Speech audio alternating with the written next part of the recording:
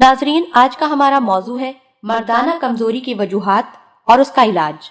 آپ کے معدے کے خراب ہونے کی وجوہات کھانے پینے میں بے احتیاطی، گیسٹرک جوس کا کم ہونا، زیادہ سرد چیزیں کھانا، زیادہ بادی، سخت اور ناہضم ہونے والے خوراک کھانا، ایک جیسی ہی چیزیں زیادہ عرصے تک کھاتے رہنا، کھانا کھانے کے بعد بیوی سے سیکس کرنا، زیادہ گرم اور میٹھی چیزیں کھانا ہو سکتی ہیں۔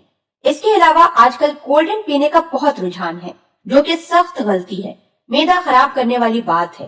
کولڈ ڈرنک صرف اس وقت پیئیں جب آپ نے بہت زیادہ کھانا کھا لیا ہو یا ناہضم ہونے والی چیز کھائی ہو، مگر پھر بھی زیادہ نہ پیئیں، صرف ایک گلاس کافی ہے خوراک کو ہضم کرنے کے لیے۔ مردانہ کمزوری کا دیسی علاج یہ ہے کہ جوارش اناریہ کا استعمال کریں اور قبض نہ ہونے دیں۔ صبح نہار منہ 2 گلاس پانی پینے کی عادت ڈالیں اور کھانا کھانے کے دوران پانی نہ پیئیں۔ کھانے سے 30 منٹ پہلے اور 30 منٹ کے بعد پانی ضرور پیئیں، پھر دیکھیں آپ کو کسی دوائی کی کوئی ضرورت نہیں ہوگی۔ سیکچول کمزوری اور بھوک کی کمی، باڈی کا رنگ پیلا یا زردی مائل سفید ہو، خون کی کمی، معمولی سی حرکت یا کام کرنے سے سانس پھول جاتا ہو، تو یہ سمجھ لیں کہ آپ کو سیکچول کمزوری جگر کی خرابی کی وجہ سے ہے۔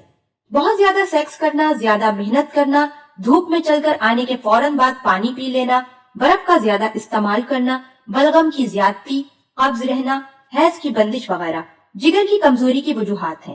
اس بیماری کا جو علاج میں آپ کو بتانے لگی ہوں، یہ نسخہ نہایت ہی مختصر ہے اور مفید بھی۔ ہیراکوز 20 گرام، نوشادر 20 گرام، گندھک املاسر مدبر 20 گرام، ان تمام چیزوں کو ملا کر سفوف بنا لیں اور 2 رتی یعنی 2 چاول کے دانوں کے برابر صبح اور شام پانی سے استعمال کریں۔ 1 ہفتے میں ہی اثر نظر آنا شروع ہو جائے گا۔ اگر سیکس کے وقت منی کم نکلے تو اس کا مطلب ہے کہ آپ کی سیکچول کمزوری کی وجہ منی کی قلت ہے۔ بہت زیادہ سیکس کرنا، کم غذا کھانا، مثانے کی گرمی، جسم میں گرمی اور خشکی ہونا، بیماری کی وجہ سے جسم کمزور ہونا اس کی وجوہات ہیں۔ اچھی اور زیادہ غذا کھائیں، ایکسرسائز کریں، سابودانے کا استعمال زیادہ سے زیادہ کریں اور قرآن پاک کی زیادہ سے زیادہ تلاوت کریں۔ آپ کی منی زیادہ ہو جائے گی اور حکیم کے پاس بھی نہیں جانا پڑے گا۔ اس کے علاوہ حلیم یا ہریسہ کھانے سے بھی قوت باہ میں اضافہ ہوتا ہے۔ اللہ پاک ہم سب کو دین کی سمجھ عطا فرمائے اور اس کے مطابق زندگی بسر کرنے کی توفیق عطا فرمائے۔ آمین۔